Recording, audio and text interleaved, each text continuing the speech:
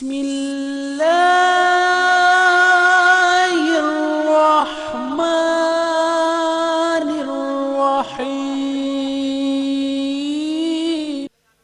तो इस्लाम वो मज़हब है, आपने पढ़ा होगा हदीस के अंदर, ये इस्लाम की बुनियादी चीज़ों में से है, इस्लाम की उसूली चीज़ों में से है। अल्लाह के नबी सल्लल्लाहु अलैहि वसल्लम ने इस्लाम की जो बहुत सी शाखाएं बयान की हैं, उनमें एक शाख ये भी बताई है, अल ईमानु बिज़उन व सबऊन शुअबतन फ़अफ़ज़लुहा क़ौलु ला इलाहा इल्लल्लाह व अदनाहा इमाततुल अज़ा अनित तरीक़। बुखारी शरीफ की हदीस के अल्फाज हैं, ईमान की 70 से ज़्यादा ब्रांचेज हैं, शाखाएं हैं। अफजल शाख ईमान की क्या है? ला इलाहा इल्लल्लाह कहना।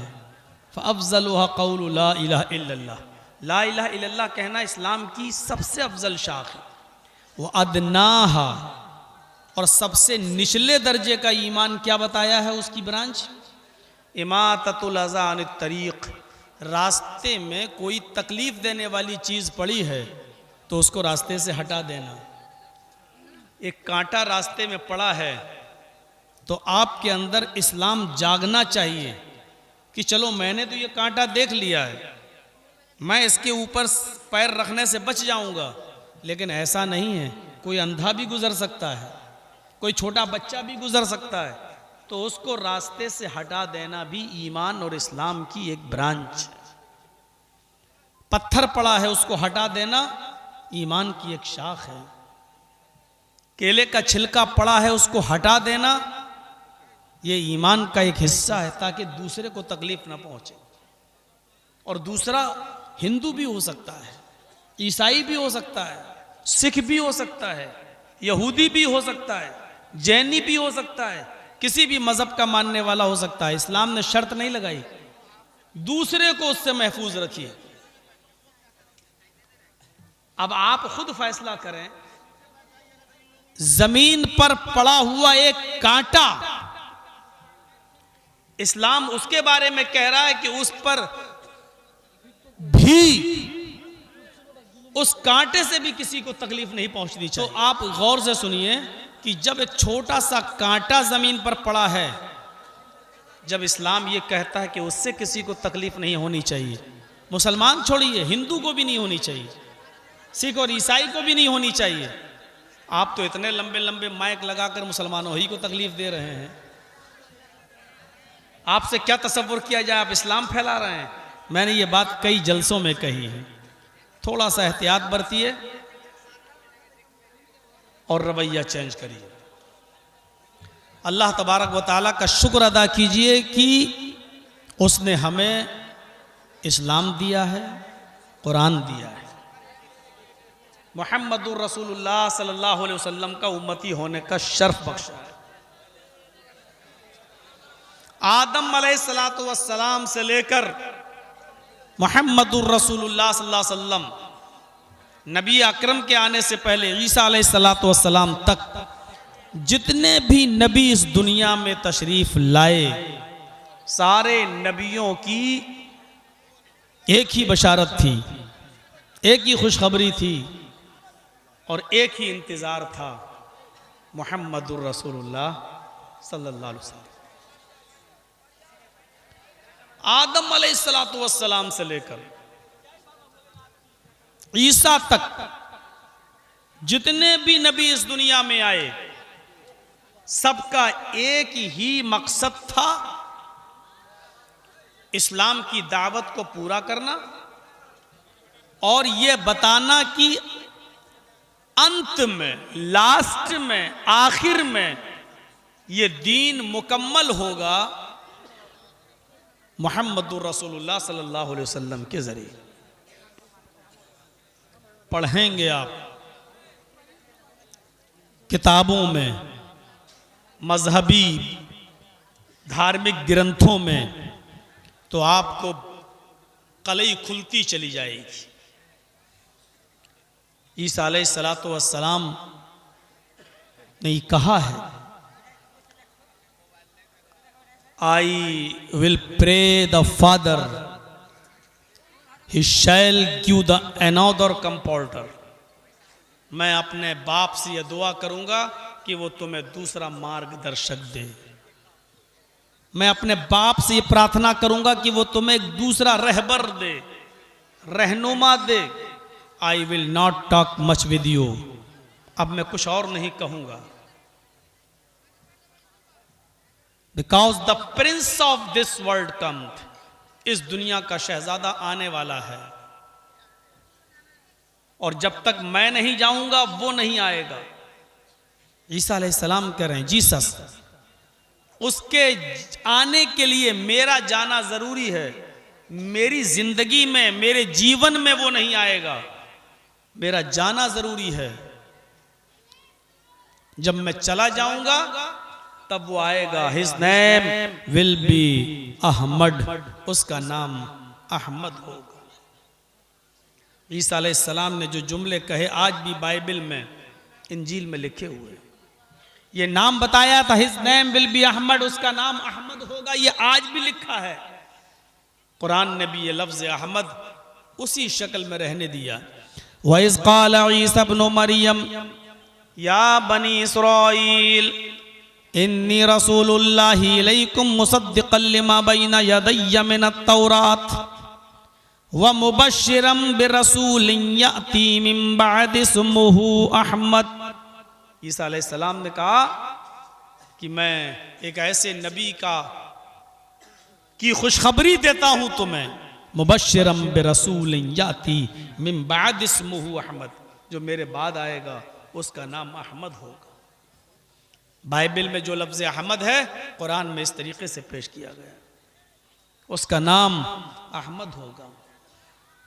गौतम बुद्ध अक्सर यह कहा करते थे, I am not first Buddha and I am not last Buddha, but a Buddha will come after mine, his name will be मित्र।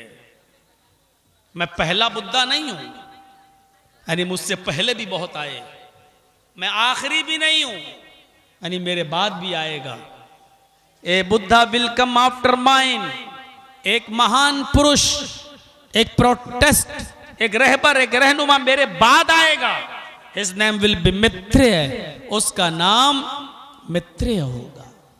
मित्रेय का मतलब पक्षदाता, हिमायत करने वाला, शिफात करने वाला। नबी अकरम सल्लल्लाहु अलैहि वसल्लम के जो नाम हदीसों की किताबों में बताए गए हैं, उनमें एक नाम शफीउल मुज़नबीन भी है, गुनाहगारों की शिफात करने वाला। क़यामत के दिन मोहम्मद रसूलुल्लाह सल्लल्लाहु अलैहि वसल्लम अल्लाह के दरबार में सजदे में गिर जाएंगे, अपनी पेशानी सजदे में रख देंगे, अल्लाह की हम्द सना बयान करेंगे। जितनी अल्लाह रब्बुल आलमीन चाहेगा वो अल्लाह की हम्द सना बयान करेंगे। उसके बाद आवाज आएगी, इरफा रासक या मोहम्मद, ऐ मोहम्मद बस अपना सर उठा लो, सजदे से अपना सर उठा लो, सल मांगो, तोता जो मांगोगे तुम्हें दिया जाएगा, वशफ़े तो शफ़ा, अगर किसी के बारे में सिफारिश करना चाहो तो वो भी करो, आज आपकी सिफारिश कबूल भी की जाएगी। मित्रे का माना शफीउल मुज़नबीन। सारे नबियों ने यही पेशीन गोई की है। आखिरी नबी जनाब मोहम्मद रसूलुल्लाह सल्लल्लाहु अलैहि वसल्लम के बारे में फरमाया कि अंत में वो आएंगे, लास्ट में वो आएंगे। जहाँ तक हमारे हिंदू भाइयों का ताल्लुक़ है तो हमारे हिंदू भाइयों की किताबों में मोहम्मद भी है, अहमद भी है, नराशंस भी है, उन्मा भी है, कल्की भी है। जितने भी नाम हदीसों की किताबों में आए हैं नबी अकरम के सारे नामों का जिक्र हमें हिंदू भाइयों की किताबों में मिलता है। मोहम्मद का जहां तक जिक्र है तो मोहम्मद का जिक्र इस तरीके से मिलता है, अज्ञान हेतु किरत मोह मदांधिकारम नाशम विधायम हि तदोदयते विवेका। इस मंत्र के अंदर जो श्रीमद् भागवत महान पुराण स्कंद 12 के अध्याय 2 का मंत्र है, इसमें बताया गया है कि मोहम्मद नाम होगा, जुल्मत, तारीकी और अंधेरे के जमाने में आएंगे और उसको दूर कर देंगे। मोह मदांधिकारम नाशम विधायम, उनका नाम मोहम्मद होगा। वो इस धरती पर जब आएंगे तो अंधेरा होगा।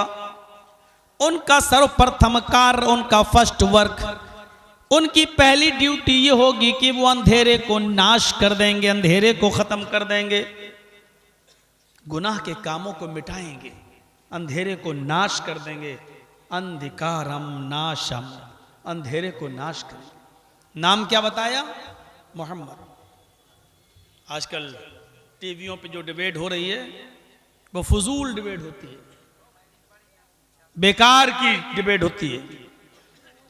हिंदू मुस्लिम कर ही रहे हो तो लफ्ज़ मोहम्मद पर डिबेट करो, लफ्ज़ अहमद पर डिबेट करो, सनातन धर्म पर डिबेट करो, शाश्वत धर्म पर डिबेट करो। आपको भी पता चल जाए कि असलियत क्या है, ओरिजिनलिटी क्या है, इस्लाम क्या है, सनातन धर्म क्या है। देखिए, कुत्ते की दुम टेढ़ी रहती है, सीधी हो ही नहीं सकती। कितना जबरदस्त मंत्र है ये, मोह मदांधिकारम नाशम। मेरी घड़ी में इस वक्त 1:17 हो रहा है। रात के 1:17 पर भी अगर आप भागवत पुराण खोलें, स्कंद 12 खोलें, उसका अध्याय 2 खोलें, तो इस वक्त भी आपको ये मंत्र मिलेगा मोहम्मद के नाम के साथ। देश में सरकार किसकी है? वो चाहें तो मोहम्मद का लफ्ज हटा सकते हैं, लेकिन नहीं हटा पा रहे। ये किताबें छपती कहाँ हैं? उत्तर प्रदेश के शहर गोरखपुर के अंदर सबसे बड़ा प्रेस, उसका नाम है गीता प्रेस गोरखपुर। योगी जी का एरिया है। योगी जी चाहें तो ये मोहम्मद हटा सकते हैं। इतना नाम बदल रहे हैं। मुगल सराय का नाम पंडित दीनदयाल उपाध्याय, इलाहाबाद का नाम प्रयागराज। योगी जी ये मोहम्मदांधिकारम आया है, जरा इसको भी बदल दो वेद में। योगी जी की अम्मा मर जाएंगी, अब पता नहीं जिंदा भी है कि नहीं, ऊपर वाला जाने, हमें पता नहीं। पिताजी तो बेचारे अभी लॉकडाउन में चले गए, स्वर्गवासी हो गए। नाम बदलने का बड़ा शौक है, ये नाम बदलो। शहरों का नाम इसलिए बदला जाता है क्योंकि इस पर हमें राजनीति करना और वोट लेना है, लेकिन किताबों में मोहम्मद नाम आज भी है, वो नहीं बदलेंगे। महामद भी है। एतस्मिन्नंतरे मलेक्ष आचारण समन्विता महामदिति खयाता शिष्य शाखा समन्विता। उसका नाम महामद होगा। इति खयाता, बहुत विश्व में खयाती पाएंगे, मशहूर होंगे। समन्विता, सबको बराबर की नजर से देखेंगे, सबको बराबर की दृष्टि से देखेंगे। भागवत पुराण का ये मंत्र भी योगी जी नहीं बदलेंगे। अभी आजमगढ़ में एक रैली करके आए हैं और इशारा करके आए हैं कि आजमगढ़ का नाम भी जरूरत पड़ने पर बदला जा सकता है। कर क्या सकते हो? आहामिद पितुष्परी में धामिर्तस्य जगरब। श्रीमद् भागवत महान पुराण के स्कंद 12 में मुहम्मदुर रसूलुल्लाह का नाम अहमद भी आया है। बदलो। ये गुरु चेले दोनों मिल जाएं, समझ रहे हैं ना? गुरु चेले बस इशारा ही करूंगा।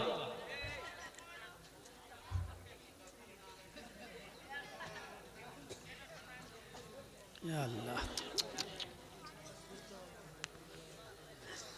गुरु चेले, गुरु दिल्ली वाला और चेला यूपी वाला, ये दोनों मिल जाएं फिर भी ये लफ्ज़ अहमद नहीं बदल पा रहे, अपनी किताबों से नहीं बदल पा रहे। शहरों के नाम बदलो बदलो, अल्हम्दुलिल्लाह तुम्हारी किताबों में हमारे नबी का नाम है, अब तक तो है। अब हम इतना बड़ा दावा तो नहीं कर सकते कि क़यामत तक तुम्हारी किताबों में रहेगा या नहीं रहेगा, लेकिन हमारे कुरान में तो इंशाअल्लाह क़यामत की सुबह तक बाकी रहेगा। तुम्हारी किताबों में ओरिजिनलिटी है ही नहीं, जब चाहोगे तब बदल दोगे। लेकिन अभी फिलहाल 22 तारीख की शाम तक, और अब 23 हो चुकी है, रात के 12 बजे के बाद टाइम चेंज, रात के 1:21 तक अभी तक चेंज नहीं हुआ है। लफ्ज़ मोहम्मद और अहमद अपनी असली शक्ल में मौजूद है। अहमद पितुष्परी में धामिरतस से जगरब, अहमद ने सबसे पहले कुर्बानी दी, उसने अपना शहर छोड़ा, यानी हिजरत, मक्का छोड़कर मदीना की तरफ जाना, ये मतलब है। अहमद पितुष्परी में धामिरतस से जगरब, अहमद पिता समान है, अहमद पिता की मानिंद है। जिस तरह गलत कामों पर एक बाप अपने बेटे को डांटता है, ऐसे ही अहमद पिता के समान लोगों को अच्छे काम का मशवरा देते हैं और बुरे कामों से रोकते हैं। अहमद पिता समान हैं, उन्होंने सबसे पहले कुर्बानी दी, अपने शहर की, अपनी सिटी को छोड़ा, अपने शहर को छोड़ा और कहा ईश्वर से, अल्लाह से, हम सूर्य वाजनी, मैं सूरज की तरह रोशन हो रहा हूं। मैं सूरज की तरह रोशन हो रहा हूं का मतलब जानते क्या है? हाय प्रभु, हाय ईश्वर, जैसे सूरज सबके लिए किसी एक का नहीं है, ऐसे ही मैं सबके लिए हूं, किसी एक के लिए नहीं। सूरज हिंदू, मुसलमान, सिख, ईसाई सबके लिए, ऐसे ही मेरी रिसालत, मेरी नबूवत, मेरी तालीम भी सबके लिए, किसी एक के लिए नहीं है। अहम सूर्य वाजनी, मैं सबके लिए, मैं सूर्य की तरह रोशन हो रहा हूं, यानी मैं सबके लिए नबी बनकर जा रहा हूं।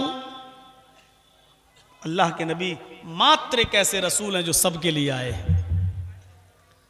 नबी अकरम से पहले जितने भी नबी इस दुनिया में आए, वो एक कौम के लिए, एक कबीले के लिए, एक खास जात के लिए, खास बरादरी के लिए आए, लेकिन मोहम्मद रसूलुल्लाह सल्लल्लाहु अलैहि वसल्लम सब के लिए। वमा अरसलनाका इल्ला रहमतल लिल आलमीन, हमने संपूर्ण जगत के लिए, पूरी मानव जाति के लिए, सारी इंसानियत के लिए ही नहीं, बल्कि पूरे विश्व के लिए, पूरी कायनात के लिए हमने मोहम्मद को, आपको रहमत बनाकर, कृपालु बनाकर भेजा है। आप विश्व के लिए कृपालु और दयावान बनकर, इंसानों के लिए भी रहम, जानवरों के लिए भी रहम, आपके अंदर रहमत ही रहमत। इन मंत्रों से हम क्या समझ रहे हैं? नाम नहीं बदल सकते आप।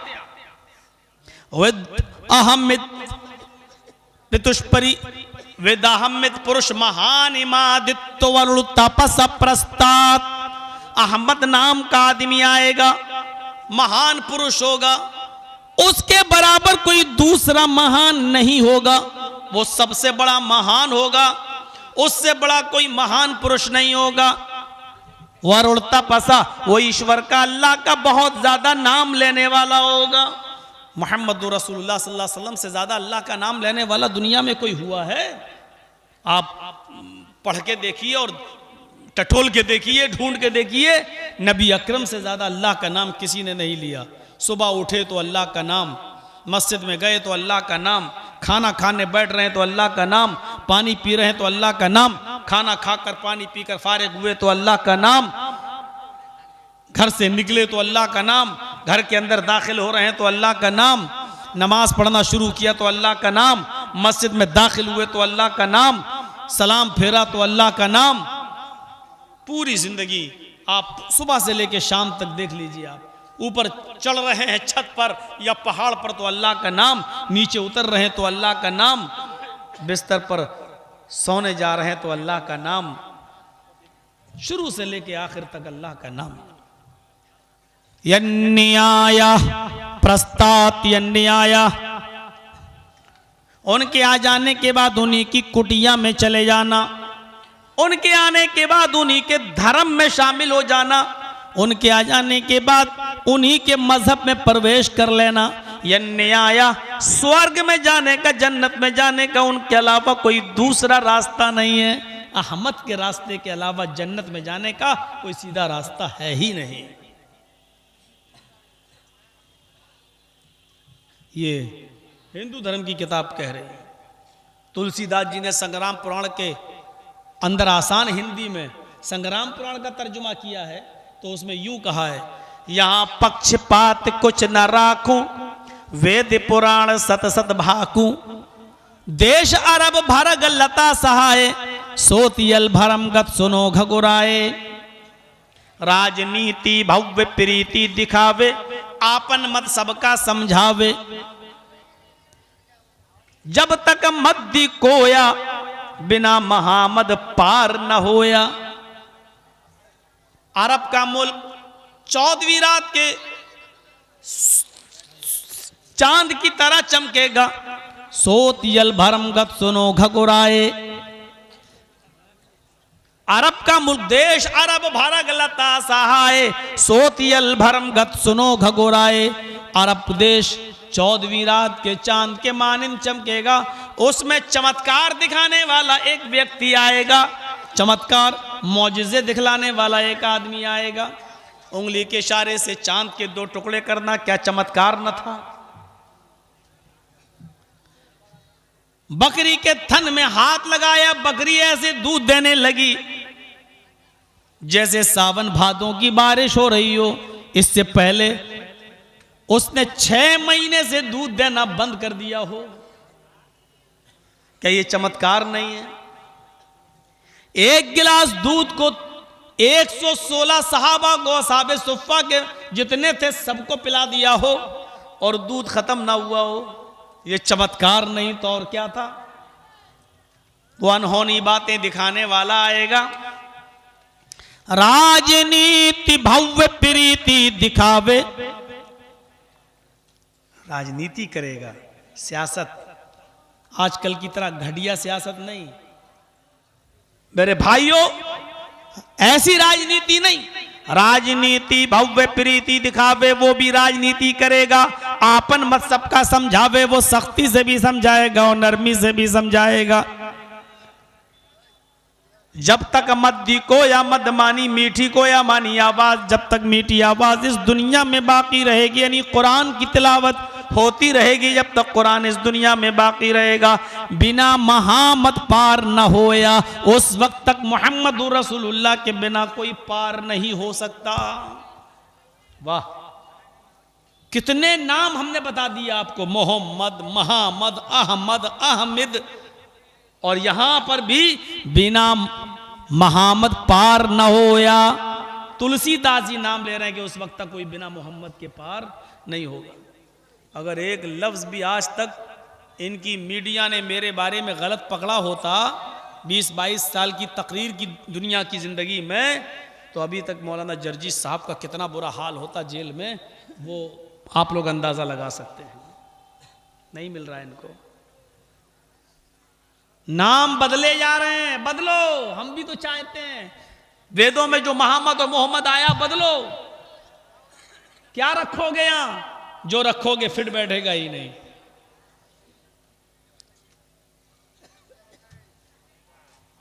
नहीं बैठेगा।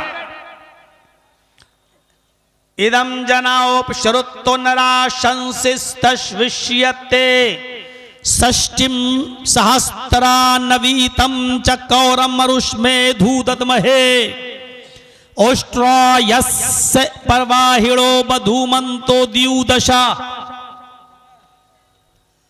इस धरती पर जो अंतिम ऋषि आएगा, आखिरी नबी आएगा, उसकी सबसे बड़ी पहचान ये होगी, द्यू 2 दशा 10, 2 और 10 12, बधू मंतो, पत्नियां उसके पास होंगी, वो 12 बीवियों वाला होगा। संबित पात्रा बताएं 12 पत्नियों वाला कौन है? टीवी डिबेट पे आता और भौंक के चला जाता है। तुम्हारी किताब कह रही है कि वो 12 बीवियों वाला होगा, वो अंतिम ऋषि होगा। हमें 12 बीवी वाला मोहम्मद रसूलुल्लाह के अलावा कोई दिखता नहीं। हाँ, किसी की 99 बीवी थी, 1000 का भी जिक्र मिलता है। दाऊद अलैहिस्सलातु वस्सलाम 99 अलैहिस्सलाम ने, वो सुलेमान अलैहिस्सलाम की 99, दाऊद, सुलेमान, ईसा अलैहिस्सलाम ने शादी नहीं की थी, वो जिंदा उठा लिए गए आसमान पर। इब्राहीम अलैहिस्सलातु वस्सलाम की 2 बीवी का जिक्र हमें मिलता है, सारा और हाजरा। बाज़ रिवायतों में 3 का भी मिलता है। हिंदू धर्म के अंदर रामचंद्र जी के पास एक पत्नी थी, सीता, लेकिन राम के पिता राजा दशरथ की 3 थी।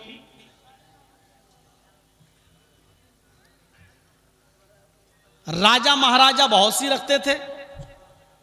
एक लखनऊ के नवाब थे, 300 महारानियां रखते थे। हमें 300 से मतलब नहीं, 1000 से मतलब नहीं, 1-2 से मतलब नहीं। आपका अथर्ववेद कांड 20 सूक्त नंबर 127 का मंत्र नंबर 2 है। वो ये कह रहा है, ओस्ट्रा यस्य पड़वाहिरो, उनकी प्यारी प्रिय सवारी ऊंटनी होगी। वो ऊंटनी के ऊपर सफर किया करेंगे, कहीं जाएंगे तो ऊंटनी पर बैठेंगे, और उनकी मान प्रतिष्ठा आसमान की बुलंदी को छुएगी। यानी वो बहुत महत्वपूर्ण रसूल होंगे, नबी होंगे, इज्जत वाले होंगे, और उनकी सबसे बड़ी पहचान ये होगी कि उस बधू मंतो द्युदशा की उनकी 12 बीवियां होंगी। रामचंद्र जी 1 रख रहे हैं, राजा दशरथ 3 रख रहे हैं। सबसे ज्यादा पत्नियां अगर किसी की मिलती हैं, पत्नियां कह लो, गोपियां कह लो, फ्रेंड कह लो, दोस्त कह लो, जो भी कहना चाहो कह लो, अगर सबसे ज्यादा किसी की मिलती हैं तो वो हैं कृष्ण जी। कभी आपने सुना होगा, चारों तरफ गोपियां, बीच में कन्हैया। कृष्ण जी की गोपियों की संख्या सबसे ज्यादा मिलती है। महाभारत में तो लिखा हुआ है 16,108। हमारा सर चकरा गया था। यहां लोग मोहम्मद रसूलुल्लाह की जीवनी पढ़ते हैं, अल्लाह के रसूल की सीरत पढ़ते हैं, और मोहम्मद 11-11 रखते थे, 12-12 रखते थे, और कोई काम नहीं था क्या? इतनी औरतें क्या? 16,108 पढ़कर मेरा दिमाग चकरा गया। कृष्ण जी की कितनी थी? 16,108। शौक है, रखे होंगे, हमें कोई एतराज नहीं है, आप जाने। लेकिन 12 बीवियों वाला, 12 पत्नियों वाला वो अंतिम ऋषि होगा। मोहम्मद रसूलुल्लाह सल्लल्लाहु अलैहि वसल्लम की 11 बीवियां थी जिनके साथ आपने निकाह किया था। बैक वक्त आपके निकाह में 7 बीवियां जिंदा रहीं। निकाह आपका 11 बीवियों के साथ हुआ, और एक औरत आपकी ऐसी थी जिसके साथ निकाह नहीं हुआ था, जो लौंडी थी, जो बांदी थी, जो मुकौकिस के मुल्क के शाम के बादशाह ने 2 लड़कियां, 2 लौंडियां जो गिफ्ट में भेजी थी। एक का नाम था मारिया और एक का नाम था सीरीन। अल्लाह के नबी को दी थी। सीरीन को अल्लाह के नबी ने हजरत हसन इब्ने साबित को दे दिया कि आप ले लो, और मारिया को आपने खुद अपने पास बतौर लौंडी के रखा था। फिर उसी लौंडी से नबी अकरम का एक बच्चा भी पैदा हुआ, जिस बच्चे का नाम था इब्राहिम, हालांकि वो बच्चा भी 1.5 साल की उम्र में, 18 महीने की उम्र में इंतकाल कर गया। तो 11 बीबी और 1 लौंडी, तादाद जोड़ी जाए तो 12 बीवियों वाला अगर हमें कहीं दिखाई देता है तो वो है मोहम्मद रसूलुल्लाह सल्लल्लाहु अलैहि वसल्लम। इससे ज्यादा स्पष्ट कहीं मिल सकता है? और क्या शब्द चाहिए? 12 बीवी वाला, नाम तक मिलता है, नाम तक। तच्छुत्वा पुंडरीकाक्षो ब्राह्मण विदंबरीति भवन शंभलो विष्णु यश सुग्रह सुमति प्रादुर्भुवाभ्यम। विष्णु यश के घर में सुमति के पेड़ से पैदा होंगे। मोहम्मद रसूलुल्लाह सल्लल्लाहु अलैहि वसल्लम के बारे में कहा जा रहा, अंतिम ऋषि। धीरे धीरे सब अपना कार्यक्रम चालू। अच्छा, एक बात का अंदाजा आप लगा लीजिए, इससे पता चलता है कि ऊंचे ऊंचे स्टैंड लगाने की इजाजत ना दी जाए तो ऐसे भी काम चल सकता है। इसका मतलब यह है कि ये लोग जानबूझकर परेशान करते हैं। अब कैसे चल रहा है? मना करने के बाद भी नहीं मान रहे हैं आप लोग। न कमेटी की मानी, न मौलाना जर्जीस की मानी, किसकी मानोगे? अपने बाप की भी नहीं मानते होगे। ऐसे भी काम चल रहा है। आज हमने बहुत कुछ सीख लिया है आपसे। अब जहां जलसा होगा इसी तरीके से आपको करना पड़ेगा। अब स्टैंड नहीं लगाने दिया जाएगा। कितना डिस्टर्ब। अब देखिए, शांति से बैठे हैं, अब सब सही है।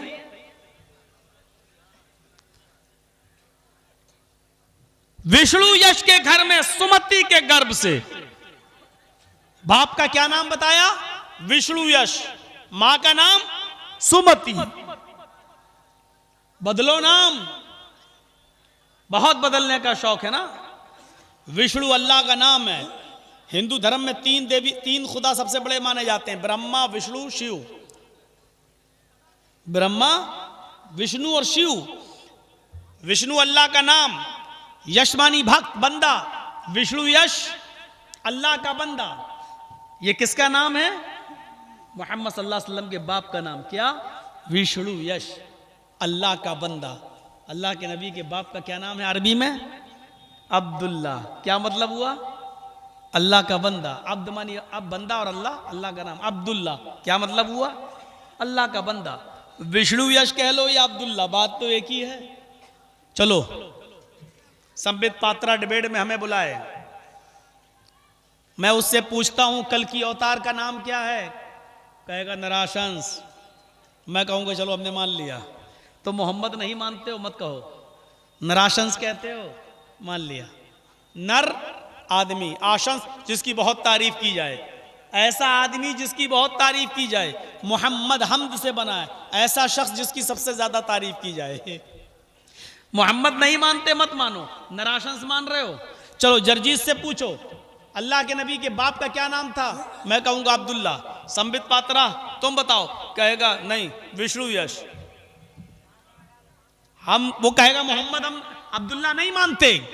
मैं कहूंगा मैं विष्णु यश मानता हूं। चलो, तुम विष्णु यश को ही मान लो। विष्णु यश अल्लाह का बंदा। मां का नाम सुमति, सुमति के पेट से आएगा, सुमति के गर्भ से पैदा होगा। ये आपकी किताब कह रही है, सुमति के गर्भ से। सुंदर, मति मानी शांति, अमन, सुकून। इन सबको पकड़ के बिठाओ तो, बैठो यहीं पर, यहीं बिठाओ, पेशाब लगे यहीं करो। चलो, नौटंकी बना के रख लिए इन लोग।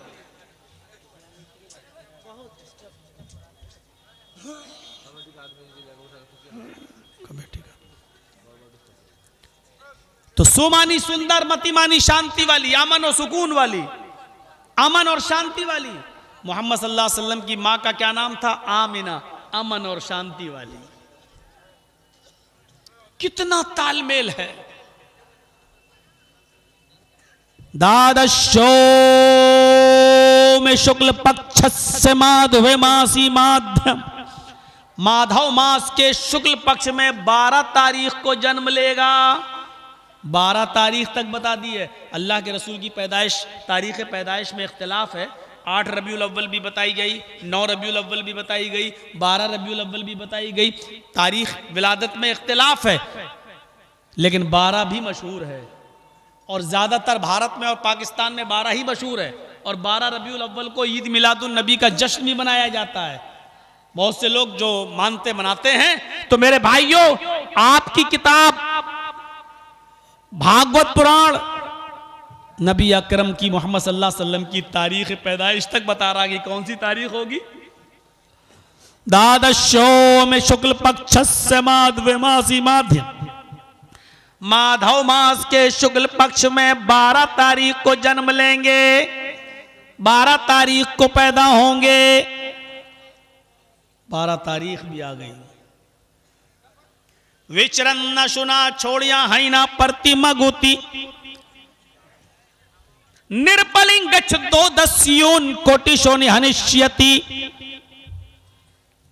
विचरन न सुना छोड़िया है ना प्रतिमा गुती, इतने सुंदर होंगे, इतने सुंदर होंगे, इतने सुंदर होंगे कि उनकी सुंदरता, उनकी खूबसूरती तुम्हारे विचारों में नहीं आएगी। विचरन्न सुना छोड़िया है ना प्रतिमा गुती, निर्पलिंग गच्छ 2 दस्यूनि कोटिशोनि हनिष्यति। उनके शरीर से अतुलनीय तेज की किरणें छटक रही होंगी, अर्थात वो सूरज की किरणों की तरह चमक रहे होंगे। इतने सुंदर होंगे। हिंदू धर्म में देख लो सुंदर कौन है, मुसलमानों में भी देख लो बहुत से लोग, आपको बहुत सा मुंह में तंबाकू भरे हुए पान खा रहे होंगे और एक खराब सा कपड़ा लेके ट्रेनों में घूम रहे होंगे, बड़े बड़े बाल होंगे, हु हलो हु करते हुए भीख मांग रहे होंगे। आप देखिएगा, कभी कभी तो पता नहीं किन किन के नाम पे मांगते हैं। शक्ल देख लो उनकी, सुबह तो शाम को खाना खाने को दिल न करे, इतनी भयंकर शक्ल। और हिंदू धर्म में देख लो खूबसूरत कौन है, किसी की जबान बाहर निकाल दी, शेरनी पे बिठा दिया, हाथ में त्रिशूल दे दिया, चेहरा भयंकर काला, जबान बाहर निकाल के बैठी हुई है।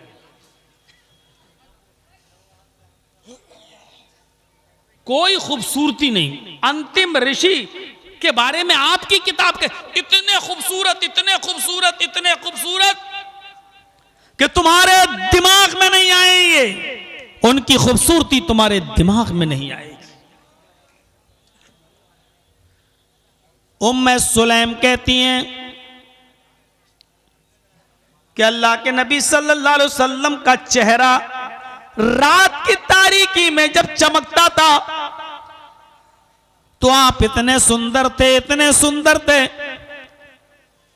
कि वो दूर से आते थे तो उनकी पेशानी जब चमकती थी तो हम अंदाजा लगा लिया करते थे ये चमकने वाली पेशानी सिवाय मोहम्मद के और किसी की नहीं हो सकती। फजीलत का के बाब में अगर 1-2 ज़ईफ रिवायतों को शामिल कर लिया जाए तो ऐसी ऐसी रिवायतें मिलती हैं कि अल्लाह के नबी जब मुस्कुराते थे तो आपके दांतों की लाइट और आपके दांतों की चमक से जमीन पर पड़ी हुई सुई भी लोग ढूंढ लिया करते थे, तलाश कर लिया करते थे। ऐसी खूबसूरती थी, किसी के अंदर इतनी हिम्मत नहीं थी जो नजरों से नजरें मिलाकर देर तक आपसे बातें कर सके। इतना रौब टपकता था आपके चेहरे से, इतना रौब टपकता था आपके चेहरे से कि आदमी आंखों में आंखें डालकर ज्यादा देर बात नहीं कर सकता था। अबू बकर भूखे हैं, अल्लाह के नबी सल्लल्लाहु अलैहि वसल्लम अपने दोस्त अबू बकर के साथ चले चले जा रहे हैं। एक दरवाजे को दस्तक देते हैं, अंदर से एक औरत बाहर निकलती है। उस औरत का नाम है उम्मे माबद। अभी इस्लाम नहीं लाई, मुसलमान नहीं हुई है। आपने देखा उम्मे माबद को और उम्मे माबद ने देखा मोहम्मदुर रसूलुल्लाह को, वो भी नहीं पहचान पाई। कहने लगी बेटे मेरे दरवाजे पे कैसे आना हुआ। अल्लाह के नबी का जवाब सुनिए, मां मेरे दोस्त को भूख लगी है, अगर तेरे घर में खाने की कोई चीज हो तो दे दे। वो अंदर गई, किचन में जाती है और कहती है बेटे मेरे घर में पानी के सिवा कोई चीज नहीं है जो मैं तुझे दे सकूं। ऐसा कर, थोड़ी देर मेरे घर पे आराम कर ले, दूर से आया हुआ है तू, मेरे घर पे आराम कर ले। मेरे हस्बैंड, मेरे पति, मेरे शौहर जंगल गए हुए हैं, शिकार करने गए, अभी शिकार का ताजा ताजा गोश्त लाएंगे, हम खाना बनाएंगे और तुझे खिला देंगे।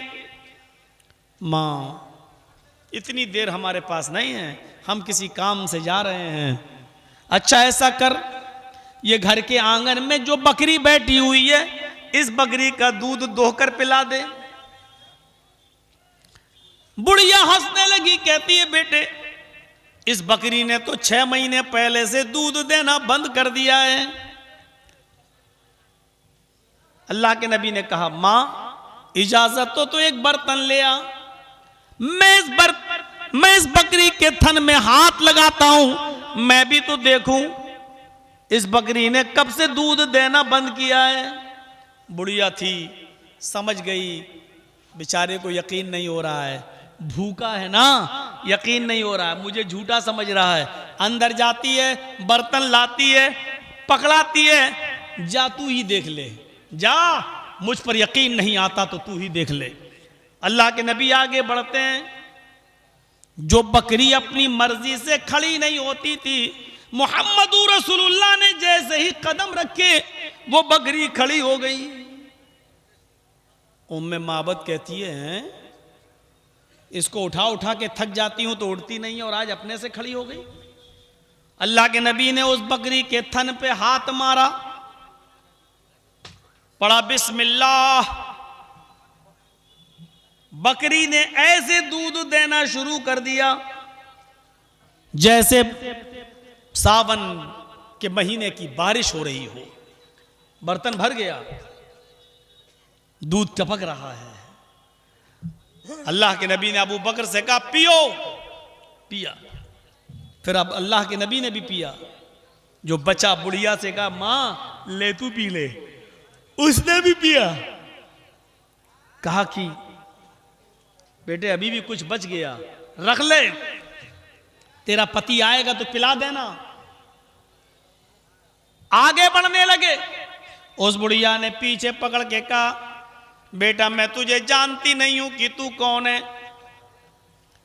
लेकिन अब थोड़ी देर रुक जा। जब इतनी देर रुक ही गया है, मेरे शौहर आने वाले हैं, गोश्त लाएंगे, मैं बनाकर तुझे खिलाऊंगी। अच्छा मां आज जाने दे, हफ्ते भर 10 दिन के बाद जब लौटूंगा तो वादा है तेरे घर से होते हुए जाऊंगा। देखो बेटे वादा कर रहे हो? हाँ। चले गए, मुश्किल से 100 कदम गए होंगे, मुश्किल से 100 कदम। उस बुढ़िया का शौहर अबू माबद घर में तशरीफ ले आया। हदीस की किताब में नक्शा देखिए, अबू माबद घर में आया, गोश्त उसके सर पे लदा हुआ था, घर में घुसता है, गोश्त की पोटली उठाकर रखता है, उसको घर में खुशबू महसूस होती है।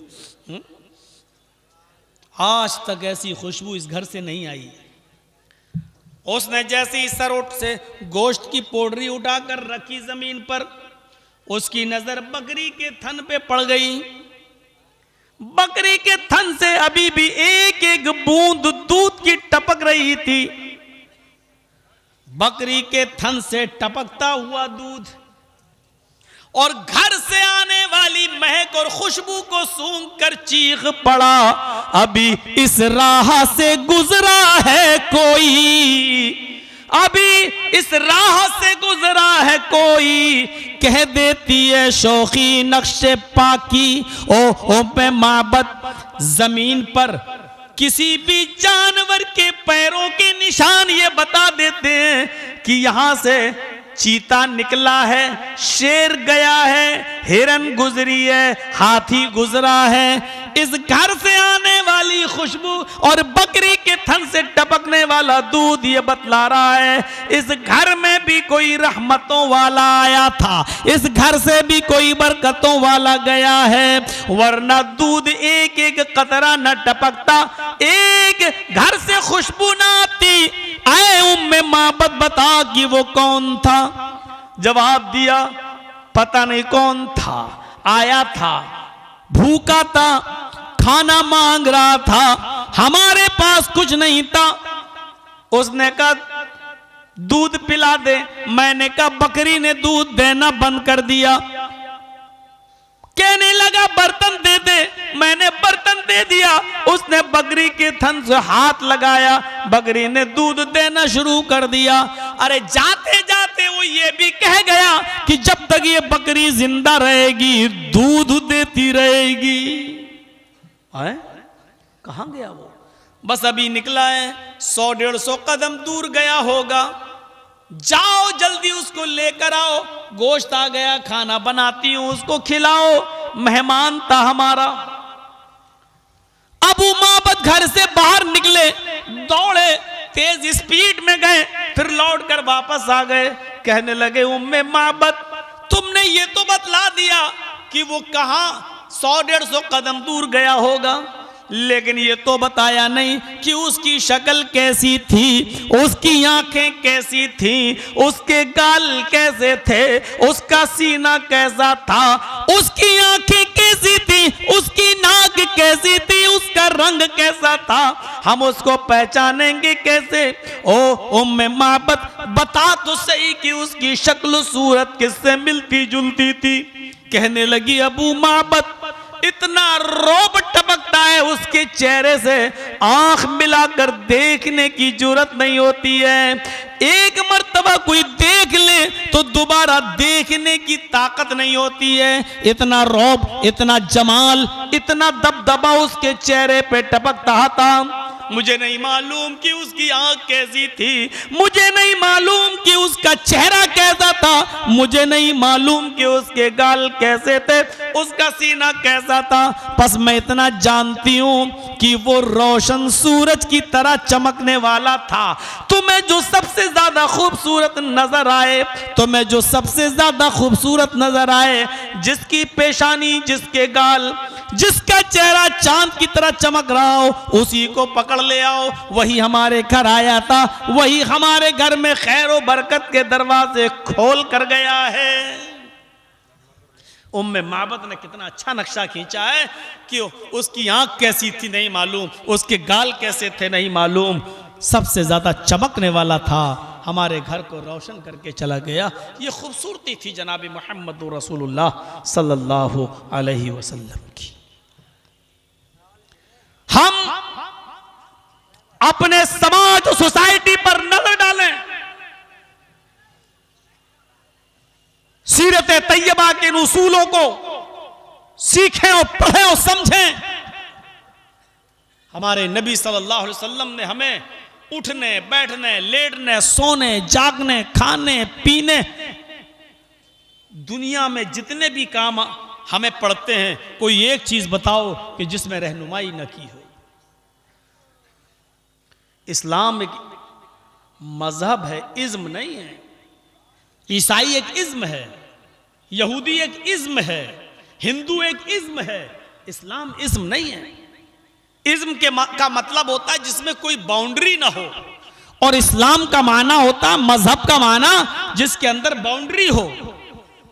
आप हर चीज नहीं खा सकते हैं, आप वही खा सकते हैं जिसकी इजाजत दी है इस्लाम ने। आप हर चीज नहीं पी सकते हैं, आप वही पी सकते हैं जिसकी इजाजत दी है इस्लाम ने। इस्लाम एक लाइन खींचता है, लाइन के इस तरफ आप जब तक हैं सेफ हैं। कबड्डी खेली है कभी आपने?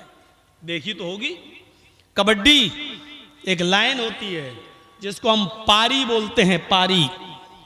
एक लाइन खींची है, लाइन के उस तरफ वो टीम, लाइन के इस तरफ दूसरी टीम, जब तक इस लाइन के इस तरफ हम हैं, हम सेफ हैं, वो उस तरफ हैं, वो सेफ हैं। उस टीम का आदमी लाइन को क्रॉस करके जब हमारे पास आ गया, लाइन क्रॉस करके जब हमारी हद में आ गया, कबड्डी कबड्डी कहते हुए, तो हमें इख्तियार है उसको पकड़ने का, हमें इख्तियार है उसको झपटने का, हमें इख्तियार है उस पर कब्जा करने का, हमें इख्तियार है उसको अरेस्ट करने का, क्योंकि उसने अपनी हद को क्रॉस कर दिया, हमारी हद में घुस आया। हम जब तक पारी के इस तरफ हैं सेफ हैं, और जब पारी के उस तरफ चले गए तो हम सेफ नहीं हैं, हमने अपनी हद को क्रॉस कर दिया है।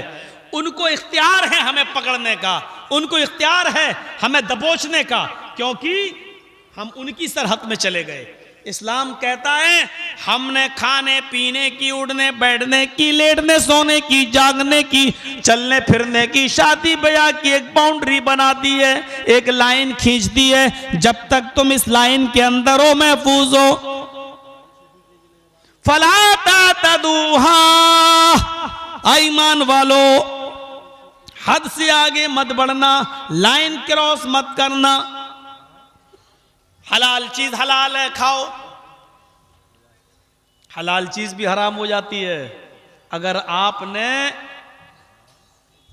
मेहनत नहीं की और हराम कमाई से कमाया। सोचिए, ये एक कुर्ता 100 रुपए का मिल रहा है, और कुर्ता पहनकर हमें नमाज पढ़ना ईद की 99 रुपया, 99 रुपीज, 99 रुपए हमने मेहनत से कमाए हैं, रिक्शा चला के कमाए हैं,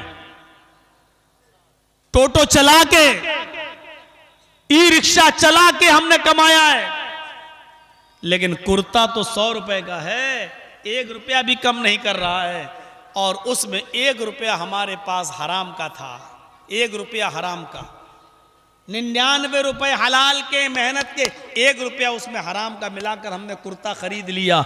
99 रुपए मेहनत के होने के बावजूद 1 रुपए ने पूरे के पूरे 99 रुपए को नापाक कर दिया है। अब 100 रुपए का वो कुर्ता जिसपे सिर्फ 1 रुपया हराम का लगा है, 99 हमारी मेहनत का, जब तक हमारे जिस्म के ऊपर रहेगा, जब तक हमारे जिस्म के ऊपर रहेगा, अल्लाह की कसम हमारी एक भी नमाज अल्लाह के यहाँ कबूल नहीं। जब तक वो कुर्ता हमारे जिस्म पर रहेगा, एक भी न फर्ज कबूल की जाएगी, न नफिल, कोई इबादत अल्लाह के यहाँ कबूल नहीं की जाएगी, जबकि 99 रुपए हलाल के हैं। खाने पीने के मामले में हम कितने मोहतात हैं, सोचिए। एक खजूर था बस, जिसको हजरत अबू बकर सिद्दीक ने खा लिया था, गुलाम लाया था। बाद में गुलाम ने बताया, जानते हो क्या था? मैंने तो कहानत गढ़ी थी, किसी आदमी की बीवी को देखकर मैंने कह दिया था कि भाभी को लड़का होगा, जबकि मुझे मालूम नहीं था। लड़का लड़की तो अल्लाह को मालूम है क्या है माँ के पेट में, लेकिन आज उसको लड़का ही हुआ है, तो वो खुशी में दे के गया कि देखिए आपने बताया था लड़का होगा, आज लड़का ही हुआ है, तुम तो बहुत पहुंचे हुए हो। हजरत अबू बकर सिद्दीक ने कहा, अच्छा तो तूने मुझे वो खजूर खिला दिया? कहाँ? पानी लाओ। पानी पीते हैं और 3 उंगली डालकर कै करते हैं, थोड़ा सा निकला, फिर पानी पीते हैं, फिर कै करते हैं, फिर निकला, फिर पानी पीते हैं, फिर उंगली डालकर कै करते हैं, फिर निकला।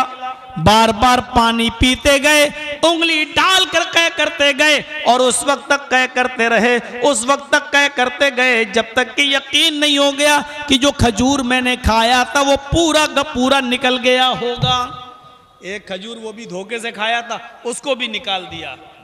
यहाँ नमाज पढ़ रहे हैं साहब, माशाअल्लाह, पूछो मत, नमाज पढ़ के हम निकलते हैं दाढ़ी पे हाथ फेरते हुए, हम ऐसा लग रहा है जैसे अल्लाह पर हम बहुत बड़ा एहसान करके आए हैं, अल्लाह पर एहसान करके आए हैं हम।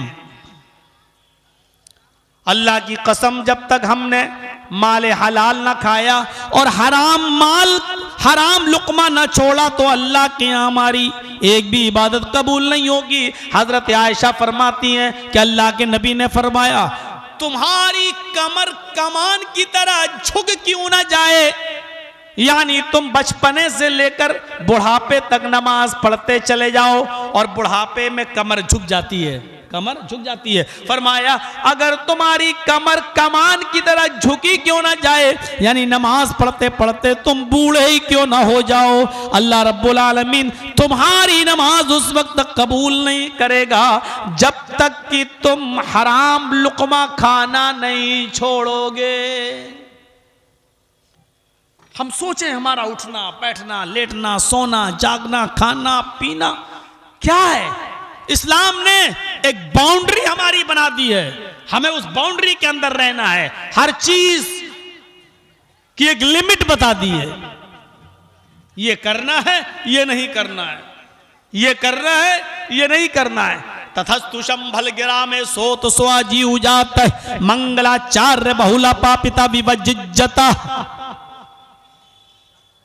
इतने पाप हो रहे होंगे, इतने पाप हो रहे होंगे कि उन पाप को नाश करना मिटाना बड़ा मुश्किल होगा।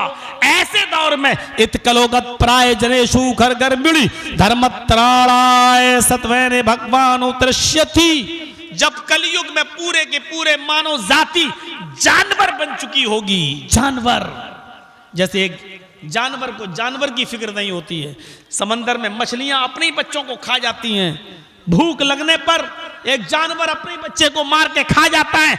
ये जमाना था उस जमाने में, मोहम्मद रसूलुल्लाह जब आए तो यही जमाना था कि बाप अपने घर में पैदा होने वाली अपनी बेटी को ही जिंदा दफन कर दिया करता था, जिंदा गाड़ दिया करता था, बेटी को बेटी नहीं समझता था। पैदा हुई जिंदा, रूह कांप जाती है, जिंदा जिंदा। सोचिए तो सही कि उस बेटी को, उस छोटी सी बच्ची को जब जमीन खो दी जाती होगी, और वो भी हाल की बच्ची को नहीं कि आज पैदा हुई कल दफन कर दो, नहीं, जब वो 4 साल की हो जाया करती थी, 4 साल की, उस वक्त उस बच्ची को ले जाया जाता था। सीरत की किताबें पढ़िए तो आपको पता चलेगा, 4 साल की बच्ची को नहलाया जाता था, धुलाया जाता था, साफ किया जाता था, मेकअप किया जाता था, उसको नए कपड़े पहनाए जाते थे और कहा जाता था बेटी हम तुम्हें मेले में लेकर चल रहे हैं, मेले में लेके चल रहे हैं। तयशुदा वक्त के ऊपर उस बच्ची को लेके जाया जाता, मां उस बच्ची को नहलाती जाती और रोती जाती, और बच्ची कहती जाती मां तुम रोती क्यों, हम तो अप्पू के साथ मेले में जा रहे हैं, शाम को हम वापस आ जाएंगे। लेकिन मां को मालूम है कि बेटी तू जिस जगह जा रही है ये ऐसी जगह है कि जहां से वापस आना मुश्किल है, नामुमकिन है, तू वापस नहीं आ सकती। लेकिन बेचारी वो अपनी बेटी को बता भी नहीं सकती। समाज में ये दस्तूर पैदा होने के बाद नहीं, 4 साल की हो जाने के बाद नहला धुला कर नए कपड़े पहनाकर बाप उंगली पकड़कर अपनी बेटी को लेके जाता। पहले से कब्र खुदी हुई रहती, एक गड्ढा बना हुआ होता। बाप कहता कि बेटी ये मंजर बड़ा खतरनाक हुआ करता था। बाप कहता बेटी जरा इस गड्ढे में झांक कर देखो, इस कब्र में झांक कर देखो, तुम्हारी अम्मी नजर आएंगी। छोटी सी 4 साल की बच्ची अपनी अम्मी को देखने के लिए उस कब्र में झांकती, उस गड्ढे में झांकती। पीछे से जालिम बाप हाथ का इशारा करता, धक्का देता, और वो छोटी सी 4 साल की बच्ची उस गड्ढे में गिर जाती। और फिर ये मिट्टी देता, ऊपर से वो हाथ चलाती, अब्बू ये क्या कर रहे हैं, और पूरा का पूरा जमीन पे पाट देता। आखिरी आवाज तक रुकता कि कहीं जिंदा तो नहीं है, और जब उसकी आखिरी चीख भी निकल जाती, बंद हो जाती, आवाज नहीं आती, तब वो वहां से चलता और आकर समाज में, सोसाइटी में, मोहल्ले में, गांव में आकर फख्र के साथ बयान करता, आज मैंने अपनी बेटी को जिंदा दफन कर दिया। उसको इनाम दिया जाता था, उसको इनाम दिया जाता था। मेरे प्यारे साथियों, ये जानवरियत, ये हैवानियत की एक रस्म थी अरब की सरजमीन पर। जुआ तो इतना खेला जाता था कि जुए के अंदर लोग जब रकम हार जाते थे तो मकान लगा दिया जाता था। मकान जुए में हार जाते थे तो वो बीवी जुए में लगा दिया करता था, और जब बीवी भी जुए में हार जाता तो वो अपनी जवान बेटी जुए में लगा देता। शराब का हाल तो ये था कि जब बच्चा अरब के अंदर पैदा होता तो हमारे यहाँ माँ उसको सबसे पहले अपना दूध पिलाती या उसको शहद चटाती। हमारे यहाँ का दस्तूर ये है कि माँ अपने बच्चे को या तो शहद चटा देती या अपना दूध पिलाती। लेकिन अरब के अंदर जब बच्चा पैदा होता तो उसके हलक में सबसे पहले शराब की कतरे डाले जाते, शराब की बूंदें डाली जाती। ये इस बात का इशारा था कि बेटा बड़े होकर तुझे अपने बाप के नक्शे कदम पर चलना है, इसी शराब के अंदर जीना है, इसी शराब के अंदर मरना है। ये शराब जब बच्चा पैदा होता तो सबसे पहले उसके हलक में शराब के कतरे डाले जाते।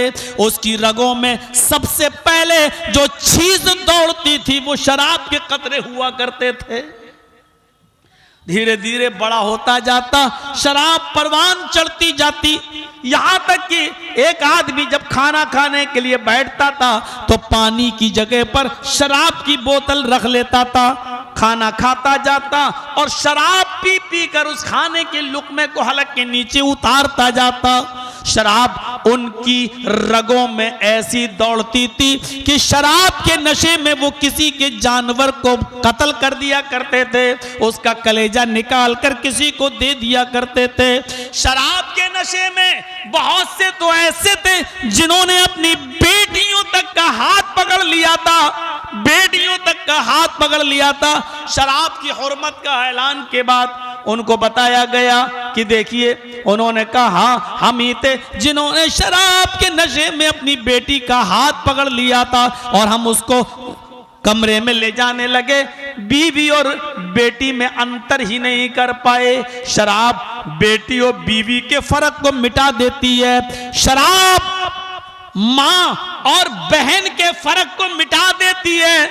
मेरे भाइयों, अगर हम और आप में से कोई आदमी शराब पीता है तो याद रखना वो शराब उसकी बेटी और उसकी बहन और उसकी मां के पहचान को खत्म कर रही है। और एक दिन आएगा कि शराब के नशे में इंसान अपनी मां बहन बेटी की इज्जत व आबरू से खेलेगा।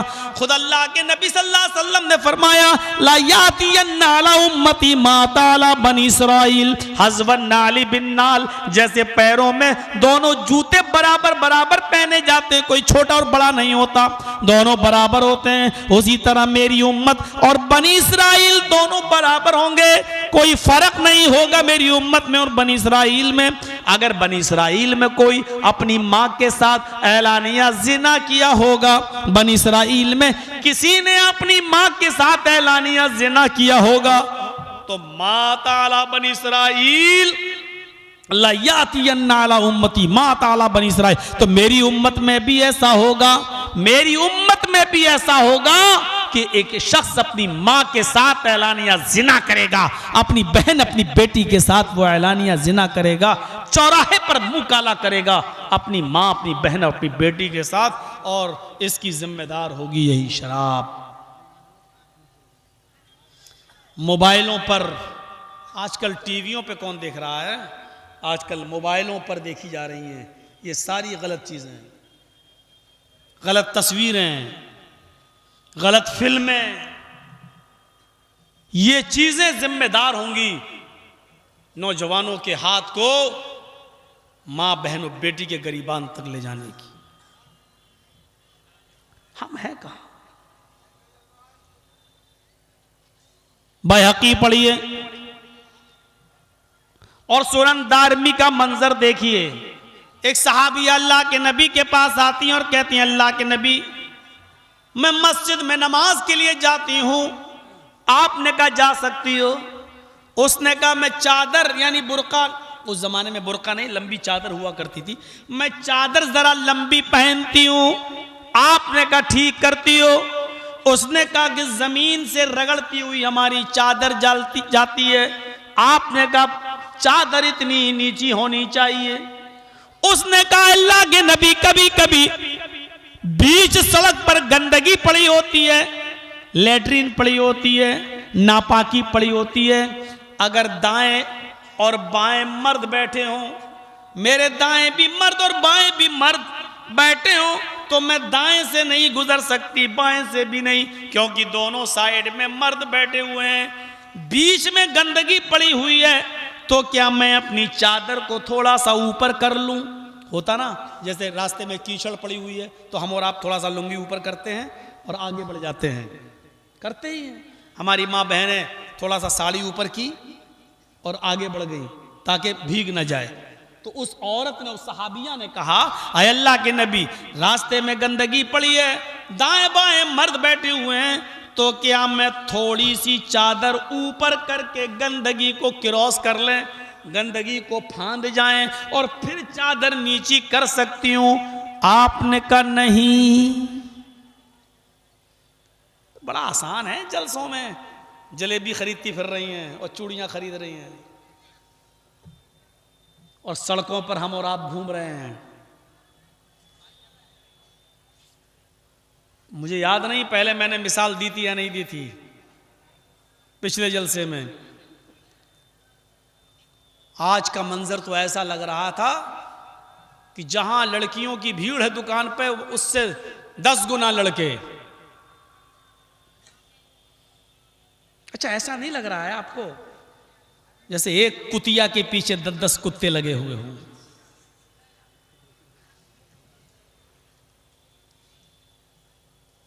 अब हंसते हैं मिसाल पर,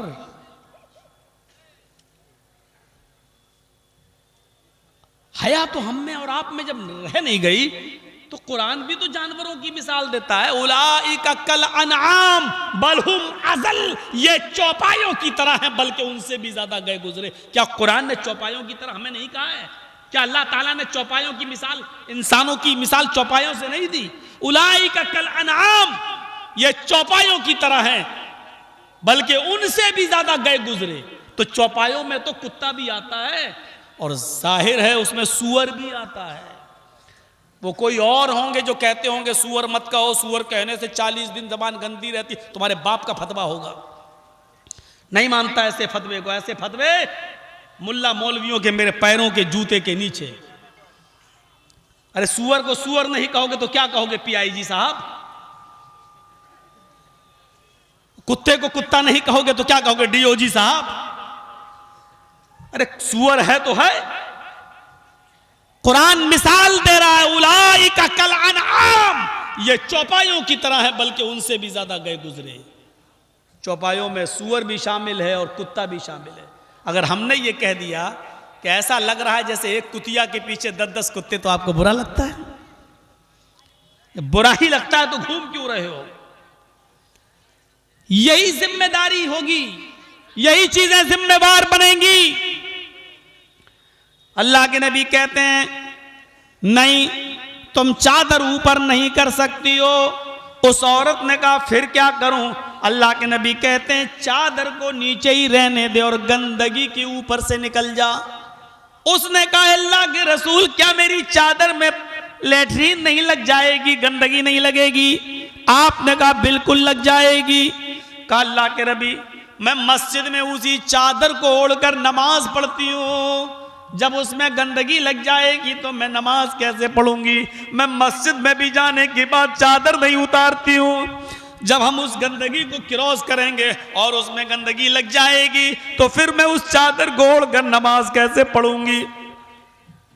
अल्लाह के नबी फरमाते हैं कि तुम उस चादर को ओढ़कर नमाज पढ़ लेना, तुम्हारी नमाज हो जाएगी। कहा अल्लाह के नबी गंदगी लगी रहेगी फिर कैसे होगी? फरमाया नहीं, उसमें गंदगी नहीं लगी रहेगी, क्योंकि जब तुम उस चादर के ऊपर से गुजरोगी, उस गंदगी के ऊपर से गुजरोगी तो चादर में गंदगी जरूर लगेगी। उस वक्त चादर तुम्हारी गंदगी से गंदी हो जाएगी, लेकिन जब तुम आगे बढ़ोगी उस गंदगी को क्रॉस करके जब आगे बढ़ोगी तो जमीन पर पड़ी हुई पाक मिट्टी से तुम्हारी चादर रगड़ रगड़ जब रगड़ खाएगी तो रगड़ रगड़ कर चलने की वजह से वो मिट्टी उस गंदगी को पाक कर देगी, तुम्हारी चादर को पाक कर देगी।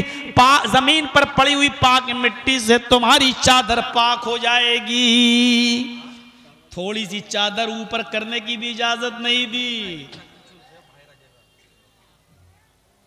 कैसी हमारी हिम्मतें हैं और हमारे कलेजे को सलाम।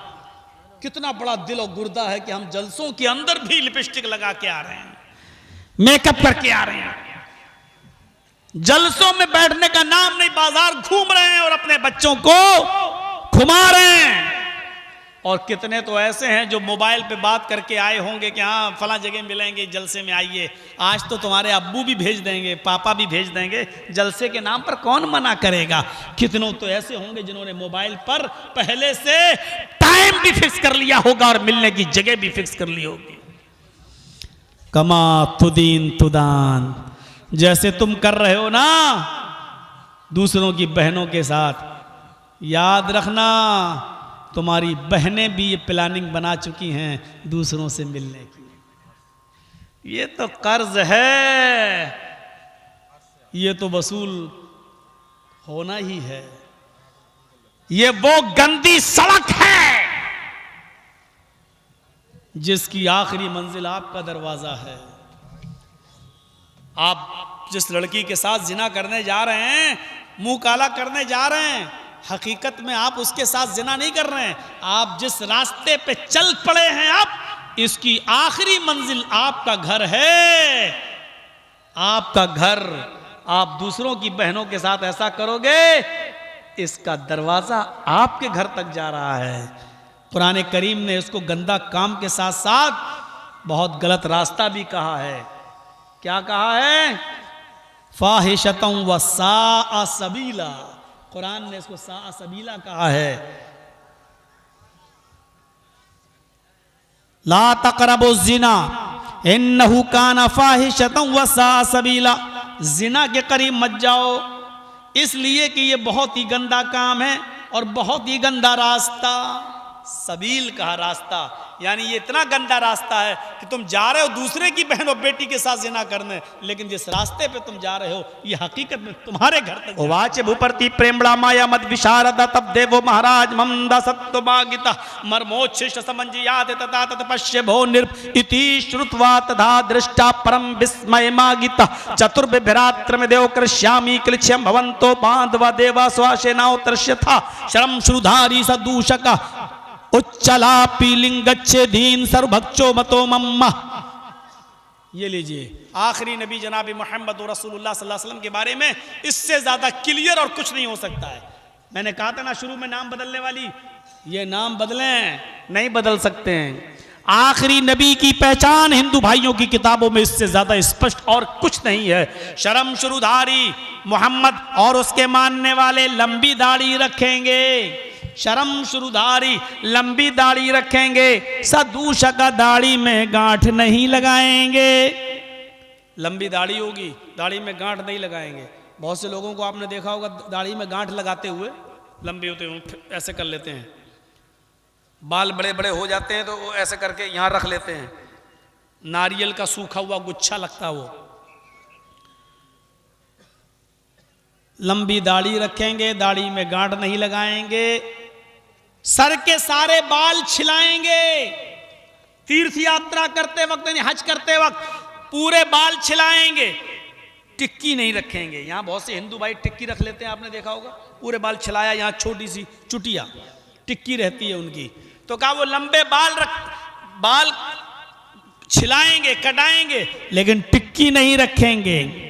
ओ चलापी, पूजा करने के लिए घंटा नहीं बजाएंगे, जबान से बुलाएंगे, आलाप करेंगे, ऊंची जगह पर खड़े होकर आजान देंगे।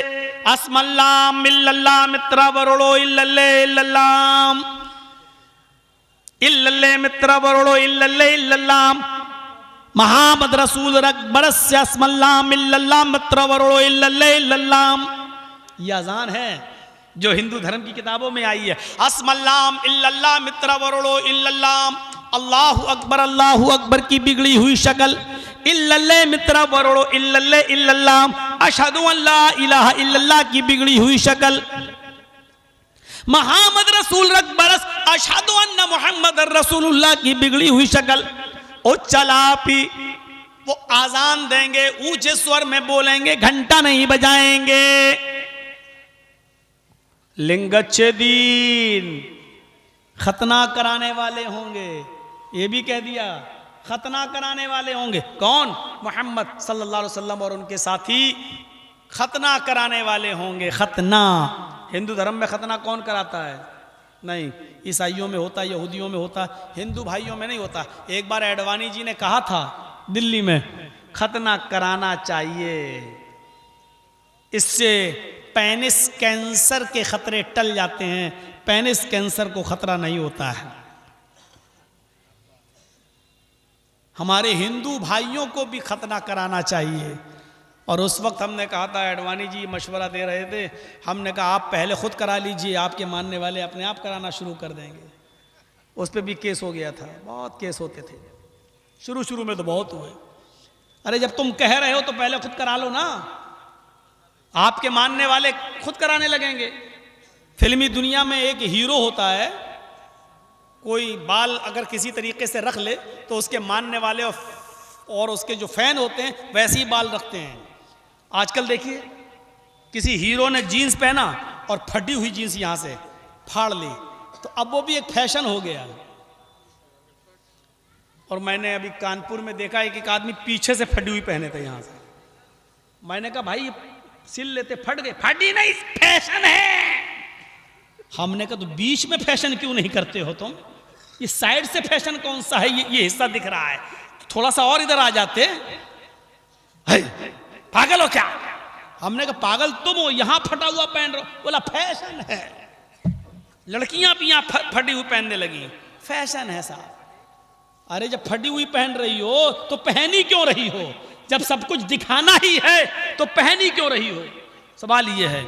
लेकिन नहीं साहब, नहीं पहनेंगे तो अश्लील हो जाएंगे, बेहयाई में आ जाएगा, और थोड़ा बहुत छुपा रहेगा तो हयादारी में आ जाएगा। ये बड़ी अजीब एक सिस्टम चला है। इस वक्त बहुत मुश्किल है। अगर आपने फटी हुई जीन्स के बारे में कुछ बोल दिया तो मीडिया आपको खा जाएगा। क्या है? अरे साहब हालत नहीं अच्छा लगता लड़कियों, नहीं लड़कियों में क्या, ये बताइए आप फटी हुई पैंट है अगर उसने पहन लिए या यहां तक का कपड़ा पहन लिया तो आपको प्रॉब्लम क्या है? ऐसे लोगों का एक ही जवाब है, बेचारे लोग डर जाते हैं वहां पर। नहीं साहब कोई प्रॉब्लम नहीं है, उनकी आजादी है, वो यहां डरने की जरूरत नहीं है। एक मीडिया वाली हमारे पीछे पड़ के रह गई, हाथ धोकर नहीं, नहा धो के पड़ गई। नहीं बताइए, इतना कपड़ा पहन लिया, हर्ज क्या है? सानिया मिर्जा के ऊपर स्कर्ट पहन के खेल रही है, हर्ज क्या? खेल लिया, घुटने खुल गए, रान खुल गई, आपको प्रॉब्लम क्या है? मैंने कहा मुझे कोई प्रॉब्लम नहीं है, आप उतना भी नहीं, आप सब उतार के नंगी घूमिए, मुझे तो उसकी भी प्रॉब्लम नहीं होगी, आप घूमिए। ये क्या बदतमीजी है? मैंने कहा आ गई ना बदतमीजी। हमने कहा जब बिल्कुल कपड़े उतार के खेल रही हो आप तो बदतमीजी है, तो इस्लाम ने उसको भी बदतमीजी कहा, स्कर्ट पहन के खेल रही है। हम इस्लाम की रहनुमाई के लिए आए हैं, इस्लाम के प्रचार के लिए हम आए हैं। नहीं सानिया मिर्जा के बारे में आपका क्या ख्याल है? मैंने कहा इस्लाम के अंदर लड़की का घुटना खोलना मना है। नहीं सानिया मिर्जा के बारे में क्या ख्याल है? हमने कहा आप सानिया मिर्जा पे आपकी सुई क्यों लटकी हुई है? हम आम बात कह रहे हैं, आम बात। नहीं सानिया मिर्जा के बारे में बताइए। मैंने कहा इस्लाम के अंदर हर वो लड़की गुनाहगार है जिसका घुटना खुलता है, जिसकी रान दिखाई देती है, जो टखने से ऊपर कपड़ा पहनती है, वो गुनाहगार है। बार बार मुंह से निकलवाना चाह रही थी सानिया मिर्जा, हमने नहीं निकाला अपने मुंह, हमने नहीं निकाला अपने मुंह से। आप खुद फैसला करके बताइए और देख लीजिए, दो लड़कियां जा रही हों, एक पर्दे में हो, दोनों सगी बहनें हो, एक नकाब में हो, एक बुर्के में हो, चेहरा और हाथों में दास्ताने भी हों, चेहरा छिपा हो, पैरों में मोजे भी हों, और ढीला ढाला बुर्का पहन के जा रही हो, और उसके बगल में एक चुस्त जीन्स पहन के और स्कर्ट पहन के, वो बाल खुले और लिपस्टिक लगा के जा रही हो, ईमानदारी के साथ बताइए, चौराहे पर दोनों लड़कियां एक साथ पहुंचती हैं, लड़के किस लड़की को छेड़ेंगे? लिपस्टिक वाली को, जीन्स वाली को, या नकाब वाली? मत बताइए, आप नहीं सुनना है मुझे आपका जवाब, लेकिन मैं जानता हूं कि अंदर से आप यही कह रहे होंगे, जीन्स वाली को, लिपस्टिक वाली को। इसका मतलब उसको गलत नजर से नहीं देखेंगे।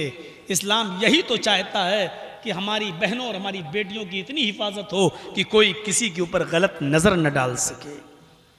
इसीलिए कुरान कहता है कि जब भी तुम निकलो तो ढीली ढाली चादर अपने ऊपर डाल लो, फला यूज़ैन, ताकि तुम्हें सताया न जाए, ताकि तुम्हें तकलीफ न पहुंचाई जाए, ताकि तुम्हें छेड़ा ना जाए।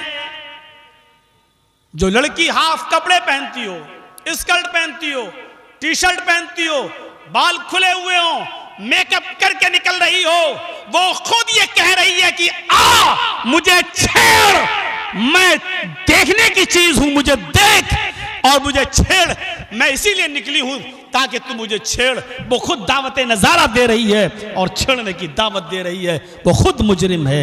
इस्लाम के अंदर उसी को मुजरिम करार दिया गया है। और चलापी ऊंचे स्वर में आलाप करेंगे, अर्थात आजान देने वाले होंगे, लिंग अच्छे दिन खतना कराएंगे, सर्वभक्त चुमतोमम, और सब कुछ खाएंगे। वो गोश्त भी खाएंगे और सब्जी भी खाएंगे, गोश्त भी खाएंगे और सब्जी भी खाएंगे। बिना कौलन चपशवश तेशाम, हर गोश्त नहीं खाएंगे, वो वही गोश्त खाएंगे जिस पर कौल यानी मंत्र पढ़ लिया गया होगा, यानी बिस्मिल्लाह अल्लाहु अकबर पढ़कर जिस जानवर को हलाल किया गया होगा वो उसी जानवर को खाएंगे, हर जानवर नहीं। इतना इतना इतना वाज़ेह स्पष्ट है हिंदू धर्म में के अंदर कि वो मंत्र वाला गोश्त खाएंगे, यानी बिस्मिल्लाह अल्लाहु अकबर जानवर पर पढ़ा जाएगा तब वो खाएंगे। मुसलमान तो ही जातियो दियू दशा, मुसलमान तो ही जातियो, और दुनिया के लोग इनको मुसलमान कह रहे होंगे, मुसलमान तो ही जातियो। भविष्य पुराण पढ़िए, मुसलमान लिखा है कि इनको मुसलमान कहा जा रहा होगा, ये हिंदू धर्म के अंदर लिखा हुआ है। मेरे भाइयों, 12 बजे से स्टेज पे बैठा हूँ। मेरे भाइयों, ये हमारा एक साथी है, राजधानी चैनल चलाता है। आप YouTube पर राजधानी चैनल के नाम पर जब सर्च करेंगे तो आपको वो मिल जाएगा, आप उसको सब्सक्राइब कर दीजिएगा, बेल आइकन दबा दीजिए, तो आपको हमारी और हमारे अलावा और उलमा की तकरीरें आपको नोटिफिकेशन में मिलती रहेंगी, आप उनको सुन सकते हो। राजधानी चैनल है, उसको सब्सक्राइब करिए और बेल आइकन दबा